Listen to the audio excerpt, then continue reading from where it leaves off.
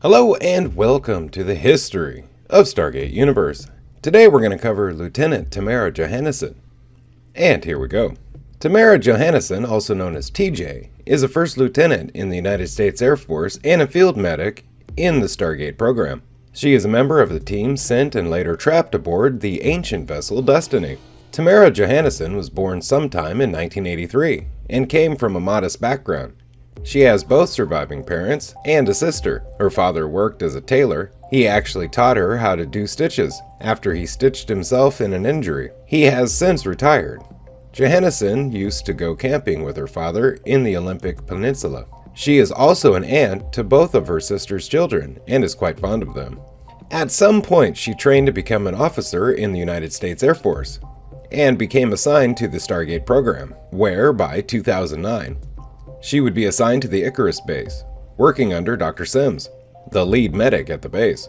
She once noted that she saw at least one gunshot suicide. She had an affair with her commanding officer, Colonel Everett Young, a married man. After some time, she decided to end it and to avoid any further complications.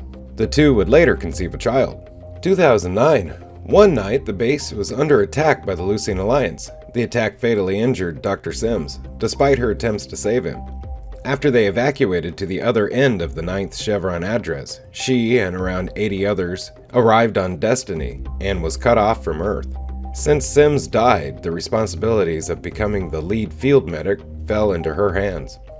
Immediately, she tended to Colonel Everett Young after he arrived unconscious, and later to Senator Alan Armstrong after he collapsed from internal bleeding, which accelerated from the warfarin from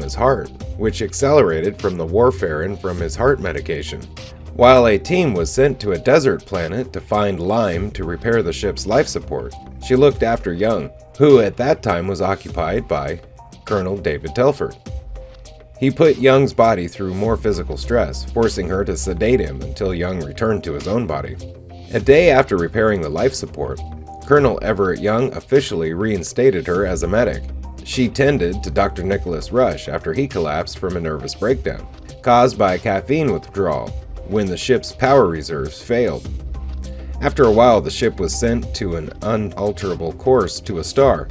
Young chose her and Lieutenant Matthew Scott as the two people in charge of the other 15 on Destiny's last remaining ancient shuttle, and to live on another planet. After the shuttle left, TJ considered those stuck on Destiny as lucky, as they faced the prospect of spending the rest of their lives on a desolate planet. When it was revealed that Destiny went to the star to refuel, the shuttle returned in relatively one piece.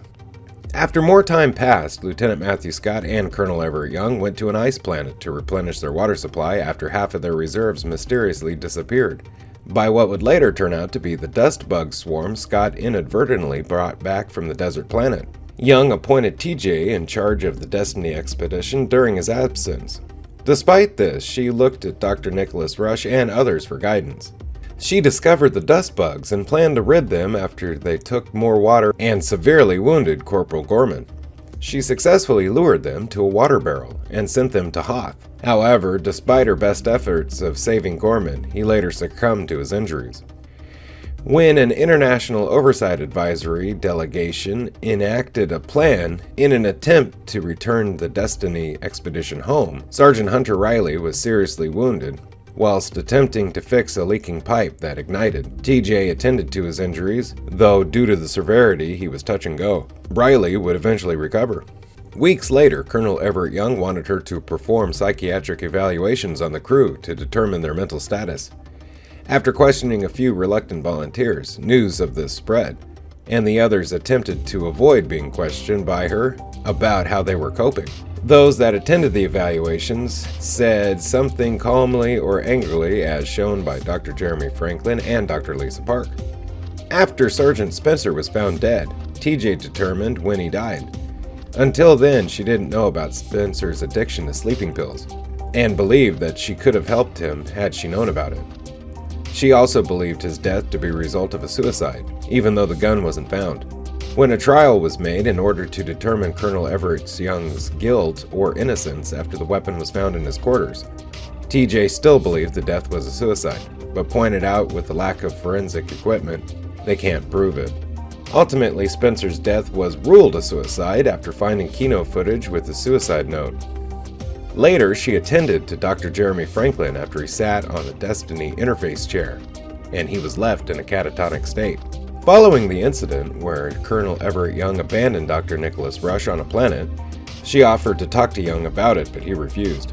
After Young used the long-range communication device, only to be sent to an alien ship, TJ believed this was in his imagination. The tale was revealed to have actually happened.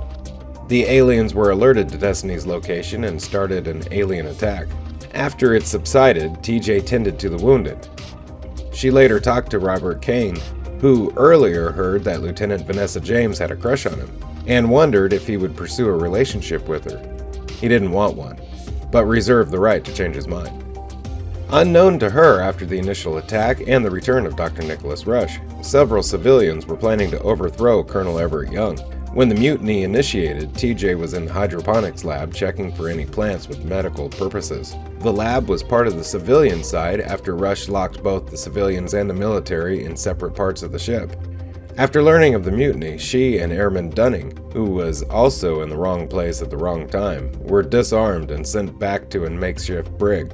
After some time, the aliens returned and started attacking again. After Young's people took back the ship, and learning of the tracking implants in Rush's chest, TJ aided Dr. Brightman in removing it. Destiny later jumped into FTL out of sight of the aliens again. Because the mutiny was about the civilians wanting to take some power and be recognized, Colonel Everett Young ordered his people, including TJ, to make an effort reconciling with them. When Destiny dropped out of FTL to an uncharted star system, TJ began to display symptoms such as lightheadedness, vomiting, and exhaustion. With many people voicing their concerns that she was becoming ill, TJ joined a team as part of a reconnaissance mission to check out the only planet in the system. After declaring it safe and knowing Destiny would take about a month until it would enter FTL again, TJ was one of many who volunteered to stay on the planet during the 4 weeks. Chloe Armstrong was the first person to find out about her condition. By the time Destiny was within range again, she was about 15 weeks pregnant. She wanted to stay on the planet rather than going back to Destiny, believing that her baby would have a better life on the planet than going back to the ship. However, under Young's orders, who was not aware of her condition, she was forced to return to Destiny. Many others also wanted to stay behind, including Lieutenant Matthew Scott, who vowed to stay and protect her after she told him that she was pregnant with Young's child. When Dr. Nicholas Rush sat willingly in the Destiny interface chair in order to learn the master code and control Destiny, TJ was assigned to look over his vitals and report to Colonel Everett Young about the change in his condition. Rush would eventually exit the program before his life was at too much risk. When she was almost 22 weeks along, Lieutenant Matthew Scott, Chloe Armstrong, Eli Wallace, and Master Sergeant Ronald Greer were left behind on a planet. TJ attempted to tell Colonel Everett Young about the pregnancy, but they were interrupted by Dr. Nicholas Rush, bringing them the bad news. She was successful in her second attempt when she blurted it out. She assured Young that he was the father and told him that she planned on keeping it. Young said that he would never suggest to end the pregnancy and promised to work out a way to make things work between them. At that point, Young, Scott, Chloe, and Dr. Park were the only ones aware of the parentry of the baby. By the time Destiny left the galaxy, TJ became visibly pregnant and no longer wore her usual uniform because of it. When one of the ship's faster-than-light engines exploded, causing Destiny to shake violently, injuring several people, her fellow officers and civilians became concerned with her, but she insisted that she was fine. Later, following the return of Matthew Scott, Chloe Armstrong, and Eli, Destiny was able to dial a planet back in the galaxy. TJ requested to check out the planet, since she wanted to leave Destiny anytime she can, also claiming maternal instinct, should the ship be stranded forever. However, she had to stay on board when it was discovered that the Nakai had been using the planet to track Destiny. The ship was repaired and jumped into FTL before the aliens could take control of the ship. Sometime after Destiny arrived at the new galaxy, some members started exhibiting hallucinations, including Matthew Scott, Chloe Armstrong, Vanessa James, Dr. Dale Volker, and Airman Dunning. Eventually, TJ discovered an alien tick embedded in their scalps after their previous off-world mission. Using the squiggler venom, she was able to remove the bug safely from those who were infected with it. The crew held a baby shower for her sometime after that. She was given a baby-size USAF shirt sewn by Chloe Armstrong and a Troy built out of scrap by Sergeant Hunter Riley.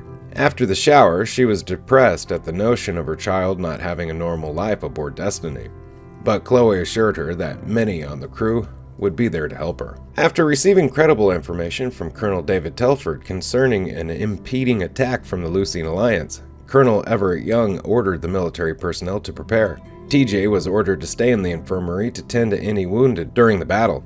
While she tended to Telford, who was in Dr. Nicholas Rush's body, the Lucian Alliance strike team arrived from an Icarus-like planet, along with Rush, who was in Telford's body. When the Lucian Alliance with Rush boarded the Destiny, Rush and Telford returned to their own bodies due to the Stargate travel. Rush, against TJ's wishes, left to find Young. While TJ gave chase, she was captured by several Lucian Alliance soldiers and brought to the gate room as a hostage.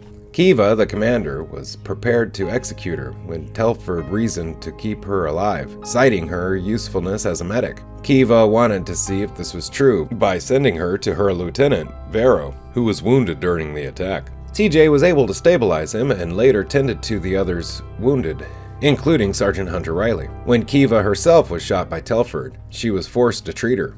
Upon hearing all military personnel will be gathered together by Danik, TJ refused to treat Kiva further. Then Airman Chen struggled with one of the Alliance soldiers' weapons. During the fight, TJ was shot in the abdomen and collapsed unconscious. When she awoke, TJ found herself in a wooden cabin on Eden, her baby safe in a bassinet next to her bed. She was greeted by Dr. Robert Kane, who explained to her that the cabin suddenly appeared, a gift from the obelisk builders to survive the winter. The aliens had transported TJ and her baby to safety and mended her wound, and though he doesn't understand how, Kane is aware of everything that is happening on Destiny.